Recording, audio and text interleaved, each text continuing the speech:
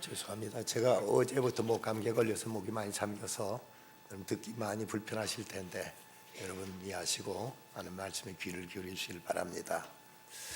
러시아 정교의 한 신부님이 차를 몰고 가다가 교통경찰에게 그만 과속으로 이제 걸리고 말았습니다. 경찰이 다가와서 운전석에 윈도를 내리라고 해서 윈도를 내리고 보니까 안에서 술 냄새가 풍기는 겁니다. 아니 술까지 마시셨습니까? 하고 이렇게 물었더니 이 신부님 대답이 아니요 물을 마셨을 뿐인데요. 근데 경찰이 안을 들여다보니까 포도주 병이 있는 겁니다. 아니 여기 포도주가 있잖아요 라고 말하니까 이 신부가 하는 말이 아니 물이 포도주로 변하다니 예수님이 또 기적을 행하셨단 말인가 하고 이렇게 둘러대는 것입니다. 어느 대학교에서 학생들에게 캠퍼스 선교를 하는 초로의 한 노인이 학생들한테 선교를 하는데 학생들은 뭐 다 그냥 지나치는 한 학생이 다가와서 묻습니다. 뭐 예수가 물로 포도주 만들었다는 그런 얼토당토하는 기적을 아직도 믿고 있습니까? 라고 이렇게 따지듯 묻습니다. 그때 이 노인이 대답한 말이 예수님이 물로 포도주를 만들어 주신 것보다도 포도주를 물로 만들어진 그 기적은 내가 잘 알고 있다네. 자네 그걸 알고 싶다면 저 거리 건너편에 가서 저 동네에 가서 그곳에 완전히 고주망태로 술에 빠졌던 사람 얘기를 한번 들어보게나. 그 사람은 술을 마시지 않고는 하루도 살아가지 못하던 사람이었는데 이 사람이 예수를 믿고 나서는 완전히 변화돼서 이제는 물만 마시고 또 포도주를 마신 것 이상으로 늘 기쁨 속에 살아가고 있다네. 그 사람이 바로 나일세라고 이렇게 말하더랍니다. 그러면서 예수님이 행한 기적, 지금은 물 포도주로 만드시기도 하고 포도주를 물로 만드시기도 한다네라고 이렇게 이제 말했다는 것이죠. 주님은 오늘도 당신의 백성들에게 초월적인 능력으로 기사와 이적을 행하시고 당신의 영광을 드러내시는 살아계신 하나님이심을 믿습니다. 조정민 씨가 쓴 사람이 선물이다 하는 책에서 인생의 기적을 일으키는 가장 쉬운 말들은 감사합니다, 죄송합니다, 괜찮습니다, 사랑합니다 하는 이 네 말이 우리 인생을 기적으로 일으키는 가장 이제 위대한 말이라고 이분은 이렇게 얘기하고 있습니다. 그런데 이 좋은 말들도 안 써버릇하면은 그만 이런 말이 쉽게 잘 나오지 않는다는 겁니다. 그럼 한마디 덧붙인 말이 사람이 말을 잘한다는 것이 그저 청산유수처럼 물 흐르듯이 달변을 계속 내쏟는 것이 아니라 어느 상황 속에서 이제 예 또는 아니요, 감사합니다, 또 죄송합니다 하는 이 네 마디 말을 바로 시적절하게 잘 표현할 줄 아는 사람, 이런 사람이 말을 잘하는 사람이라고 조정민 씨는 기록한 바가 있습니다. 우리나라 대법관으로서 대법관을 지내셨고 이제 중앙선거관리위원장을 맡으셨던 김능환 씨가 공직에서 이제 은퇴하면서 자기가 그 어떤 생활 대책을 위해서 편의점을 열었던 적이 있었습니다. 그런데 편의점을 몇 달 동안 하다가 도저히 그걸 가지고 생활이 안 되니까 다시 변호사 생활로 돌아오면서 그가 남겼던 말이 있는데 생활이 안정되지 않으면 마음을 견제하기가 어렵다 하는 부항산 부항심이라는 이제 그 한자 어귀를 이분이 솔직담백한 마음으로 이것을 이제 사람들의 앞에 얘기해서 많은 사람들의 공감을 샀던 적이 있었습니다. 그런데 이분이 공직에서 은퇴할 때 그때 그분의 아내 되는 분이 이 자기 남편인 이 김능환 씨한테 휴대폰으로 문자를 보냈습니다. 그 문자 내용은 그동안 수고 많았다는 이런 내용을 길게 장문으로 문자를 써서 남편에게 이제 보여주었습니다. 남편이 그 문자를 받고 나서는 뭔가 자기가 답신을 보내야 되는데 뭐라고 쓸까 고심하다가 그가 딱 네 활자를 걷다 이제 찍어서 보냈습니다. 그 하나가 기역자, 다음에 미음자, 그 다음에 이응자 이 네 글자만 찍어서 자기 아내한테 보냈습니다. 아내가 곰곰이 이것을 보고는 이제 그 남편한테 전화해 가지고 가만히 있어가 무슨 뜻이에요? 라고 이렇게 물었습니다. 그때 이 김능환 씨가 이제 다시 그 대답한 말이 아니 그게 아니고 고마워요라는 말을 기역, 미음, 이응, 이응으로 보낸 거라고 이렇게 대답했다고 합니다. 이처럼 사람들 앞에 솔직하게 자기 감정을 이렇게 말하는 분도 막상 자기 아내 앞에 고마워요라는 말을 차마 쉽게 못 써서 기역자, 미음자, 이응자, 이응자로 대신한 걸 보면 우리 한국 사람들의 이런 감사에 대한 표현이 대단히 미숙하고 이것이 잘 제대로 이루어지지 않는 모습을 우리가 볼 수가 있습니다. 오늘 우리가 누가복음 19장, 17장에 보면 저 사마리아와 갈릴리 지역 이곳에 살던 10명의 문둥이가 예수님이 그걸 지나가신다는 소식을 듣자 그들이 달려와서 예수 선생님이여 우리를 불쌍히 여기소서라고 이렇게 소리칩니다. 예수님이 그들의 목소리를 들으시고 예수님 대답하시기를 가서 제사장들이 가서 너희 몸을 보이라고 말씀하십니다. 옛날 이스라엘에서는 사람이 어떤 문둥병이 걸리게 되면 이걸 의사한테 진단받는 것이 아니라 제사장한테 가서 진단받고 만약 진짜 이 문둥병이 걸렸으면 이 사람 완전히 격리돼서 사람들 사는 곳에 같이 살지를 못하고 그리고 하나님께 예배드리는 예배 공동체의 제 속에 끼이지도 못했습니다. 배너 같은 영화를 보면은 문둥병자 저 그 골짜기에서 자기들끼리 모여 살고 사람들이 던져주는 음식이나 주워 먹고 살아가는 것처럼 이처럼 참으로 비참한 처지였는데 예수님께 저들에게 가서 제사장의 너희 몸을 보이라고 하신 말씀은 너희가 문둥병이 나았으니까 나았다는 걸 그 제사장으로부터 확인받으라는 이런 뜻으로 예수께서 이렇게 말씀하신 것입니다. 그래서 이 사람들이 이제 제사장한테 가는데 가면서 보니까 어느새 문둥병이 깨끗이 나아서 몸이 그토록 이제 부드러운 깨끗한 몸으로 바뀌어져 있었습니다.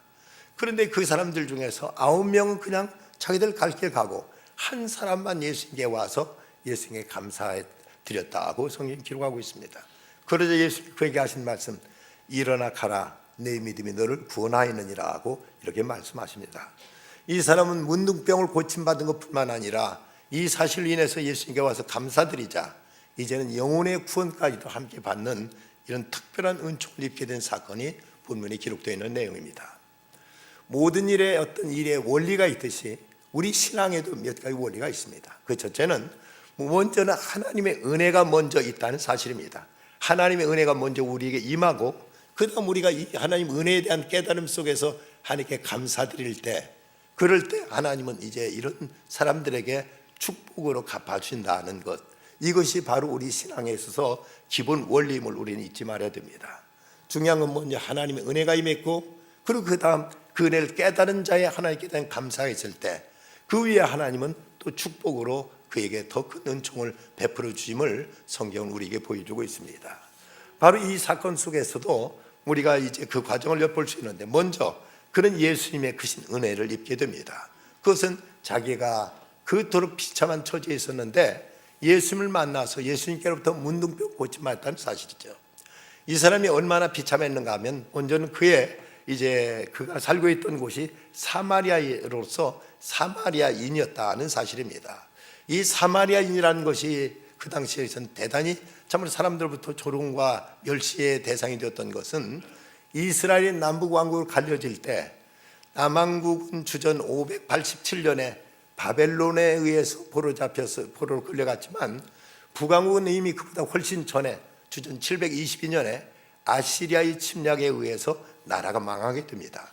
그런데 이때 아시리 사람들은 얼마나 잔인하게 식민지 정책을 썼던지 그들이 점령하고 있던 지역 사람들이 아예 그들의 혈통을 없애버리겠다고 생각해서 이방인들과 강제로 결혼시켜서 그들의 그 전통적인 그 어떤 민족과 가문 이런 것을 완전히 망가뜨려 버리고 말았습니다.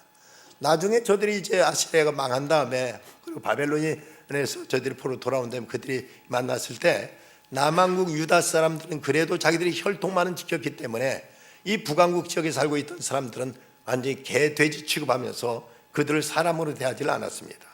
그래서 예수님께서 나사렛에서 나셨다는 이런 그 빌립의 이야기에 대해서 나다나엘이 대뜸 한 말이 그 나사렛 같은 데서 무슨 선한 것이 나겠느냐 하면서 그 나사렛과 갈릴리 지역을 아예 사람들을 사람 취급하지 않았던 저들의 그 멸시에서 빚어진 이런 그 표현이었습니다. 이뿐만 아니라 이 사람은 또한 문둥병자였습니다. 온몸이 헐고 막 모든 감각이 이제 사라지면서 자기 발가락이 하나씩 떨어지고 발가락이 떨어져 나가면서 이런 고통 속에 있었을 때 저들은 어떤 사람들과도 함께 어울릴 수 없는, 정상인들과는 전혀 어울릴 수 없는 완전히 격리된 생활을 해야 했을 때 저들이 얼마나 이제 비참했겠고 얼마나 힘들었겠는가를 여실히 알 수가 있습니다. 그런데 제가 예수님께 나와서 예수님의 자비를 빌자 예수님께서 내 몸을 제사장에 가서 보이라고 말씀하시면서 저들을 예수님께서 치료해 주셨던 것입니다. 이렇게 예수님께로부터 치유받았던 것이 저들에게 임했던 하나님의 은혜였다면, 이 두 번째는 저들은 이제 이렇게 그 병에 고침받았을 때 이 중에 그 사마리아 사람 이 편이 이제 이 나병 환자는 예수님께 달려 나와서 예수께 엎드려 절하면서 하나님께 영광을 돌리고 예수님께 감사를 표현하는 것입니다. 이렇게 그가 하나님께 감사드릴 때 나머지 아홉 사람들은 그때 도대체 뭘 했는가? 어쩌면 그 9명의 문둥이는 어쩌면 유대인들이었을 것으로 이렇게 이제 추측할 수가 있습니다. 멸시받던 사마리아 사람 이 문둥이는 그래도 예수님 은혜를 알고 예수께 나와 감사드렸는데, 유대 출신하고 의수되고 나름대로 그 문둥이 환자들 중에서도 자기들은 대단하다고 생각했던 사람들은 그냥 예수님께 감사드릴 건 생각지도 않고 그냥 돌아가서 이제 자기 볼 일을 봤다는 것이죠. 저들이 왜 병고침을 받고도 그냥 가버렸을까? 어떤 작자 미상에 그 9명의 변명이란 이런 글이 있습니다. 첫 번째 사람은 의사와 제사장에 가서 정밀검사를 해야 되겠다. 이게 정말 나은 건지 안 나은 건지 모르니까 가서 정밀검사를 받고 이제 나았으면 그때 오든지 말 건데 해야겠다는 이런 생각이었답니다. 두 번째 사람은 재발할 가능성이 있을지도 모른다. 이거 지금은 좀 상태가 좋아졌지만 또다시 나오면 다 혼일 아닌가 하는 생각에 그냥 돌아갔다는 것이죠. 세 번째 사람은 내 병은 본래 나병이 아닌 좀 특이한 피부병이었을지도 모른다 하는 이런 회의론으로 예수님께 나오기를 이제 그는 거부해버렸던 것입니다. 네 번째는 내 병은 나을 때가 돼서 나은 것이 아니냐 하는 이런 생각했다는 것이죠. 예수님은 특별히 해준 것도 없고 그냥 나을 때가 돼서 나았다고 이렇게 생각했고, 다섯 번째 사람은 병 걸리기 전에 가졌던 밭과 재산이 지금 어떻게 됐는지 이제 그걸 알아보기 위해서 가야 되겠다는 이런 이제 주장이었고, 여섯 번째 사람은 병 걸리기 전에 같이 있던 가족, 특히 자기 아내는 과연 지금까지 수절하고 있는지 그걸 알아보기 위해서 가야 되겠다고 돌아가 버렸답니다. 일곱 번째는 예수님이 특별히 해준 것도 없잖아. 안수해 준 것도 없고 무슨 약을 발라준 것도 없고 그냥 말 한마디 그 제사장한테 가서 내 몸을 보이라 하신 이것밖에 한 것은 뭐 그렇게 감사할 것이 있느냐 해서 그냥 가버렸다는 것이고, 여덟 번째 사람은 이것은 예수뿐만 아니라 다른 유명한 랍비들도 이런 일은 다 할 수 있을지도 모른다 하면서 예수님의 능력을 상대화시켜 버렸기 때문에 그냥 가버렸다. 아홉 번째 사람은 이 모습 이대로 갈 수 없지 않는가, 가서 목욕하고 새 옷 갈아입고 예물을 가지고 예수님께 가야 되지 않겠는가 생각해서 다음 기회로 미루면서 이제 예수님께 오지 않았다고 이렇게 추측해서 어떤 사람은 이런 그들의 9명의 변명거리를 이렇게 기록한 글이 있습니다. 우리도 때로 하나님께 많은 은혜 입고 나서도 하나님께 마땅히 감사해야 될 줄 알면서도 아이고 지금은 형편이 그러니까 다음에 좀 여유가 생기면 다음에 뭔가 잘 되면 그때 감사하지 하는 생각에 이걸 차일피일 미루다가 어느새 감사했던 마음이 다 달아나 버리고 식어져 버리고 더 이상 그런 생각조차도 들지 않게 되는 이런 경우들이 없지 않아 많이 있습니다. 어떤 그 소를 키워서 젖을 짜는 한 농부가 손님이 어느 날 이제 몽땅 몰려오게 됐다는 걸 알고 20일 후에 손님이 와서 잔치를 열어야 된다고 생각하니까 이 소 젖을 그때 가서 몽땅 짜야 되겠다고 20일 동안 소 젖을 짜지 않고 그대로 이제 묵혀두었습니다. 그리고 손님이 오기 전날 이제 젖을 짜려고 소를 젖을 그 주문을 했지만 그 사이에 소는 젖이 말라버려서 한 방울의 젖도 나오지 않고 말더랍니다. 어쩌면 우리가 하나님께 대한 감사조차도 차일피일 미루는 사이에 내 마음속에 감사의 그 모든 느낌과 생각과 그런 감동은 어느새 사글이 식어져 버리고 그저 맹맹한 가슴에 더 이상 감사라는 그 의미조차도 잊어버리고 마는 이런 일들이 우리에게 있지 않을까 해서 우리 자신을 돌아볼 필요가 있습니다. 이렇게 예수님께 나와 감사드릴 때 그들은 더 큰 축복을 받게 됩니다. 오늘 보면 19절 말씀, 일어나 가라 내 믿음이 너를 구원하였느니라 하고 예수님 말씀하십니다. 이 사람이 그저 기대했던 것은 문둥병 낫는 거 한 가지뿐이었는데, 그런데 예수님께 이제 와서 감사드리자 예수님이 그의 영혼의 구원, 그에게 영생까지도 약속하시고 예수님께서는 이제 그 죄를 사하시며 그를 하나님의 자녀로 인쳐주시는 이런 위대한 축복을 받게 된 것입니다. 그는 처음에 이런 걸 기대하지도 않았고 이건 상상치도 못했는데 단지 예수님께 자기 병을 고쳐준 것이 감사해서 주 앞에 달려나와 주 앞에 감사로 이제 경배드렸을 때 예수님은 그의 그 몸을 깨끗게 해주신 것뿐만 아니라 그 영혼까지 정결케 해주시고 하나님의 자녀로서 구원을 받게 되는 이 은혜까지도 저에게 허락해 주셨습니다. 저들이 나병이 난 것은 감사가 조건은 아니었습니다. 저들 그저 예수 선생님이 우리를 불쌍히 여기셔서 하고 부르짖자 예수님 저들을 불쌍히 여기서 가서 제사장에 보이라고 이렇게 말씀하셨고, 그래서 이제 그 중에 그 사람 모두 다 깨끗함 받았지만 오직 한 사람만 예수께 찾아와서 감사함으로 그는 다른 사람들이 전혀 상상치도 못했고 전혀 이제 그 받지 못했던 구원의 은총까지도 함께 받게 되는 이 귀한 이 하나님의 축복을 얻게 된 것입니다.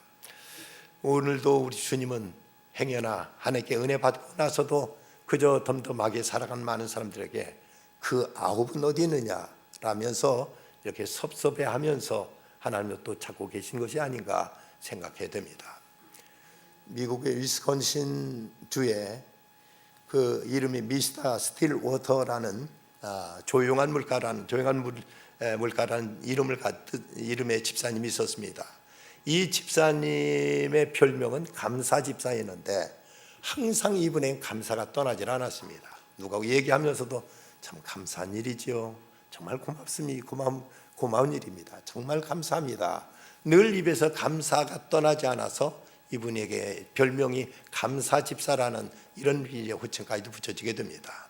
그런데 이분이 나이 들면서 그의 아내와 함께 사는데 아내가 그만 치매에 걸리고 말았습니다. 자식들은 모두 다 이제 요양소에 보내자고 하는 것은 아니다. 그저 내가 너 엄마 다 저 돌보고 내가 이제 다 간병할 테니까 너희들 신경 쓰지 말아라 하면서 정성껏 집에서 이 자기 치매에 걸린 아내를 보살폈습니다.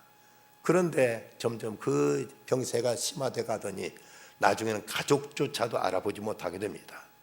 어쩔 수 없이 치매 환자 요양소에 보냈는데 치매 환자 요양소에 보내놓고 나서도 이 감사 집사님은 아침에 일어나면은 아내한테 찾아가 하루 종일 아내 곁에서 아내를 돌보다가 그 저녁에 돌아오는 것이 이분의 일과가 되었습니다. 근데 갈 때는 꼭 아이스크림을 사가지고 와서 아내한테 이제 주면은 아이들 그렇게 아이스크림을 좋아합니다. 근데 참으로 마음 아픈 것은 아이스크림을 주면서 내가 누구지? 하고 물어보면 아이스크림 사다 주는 좋은 아저씨 하고 이렇게 대답하고 마는 겁니다. 그것이 너무나 마음 아파서 이분이 하나님께 간절히 기도했습니다.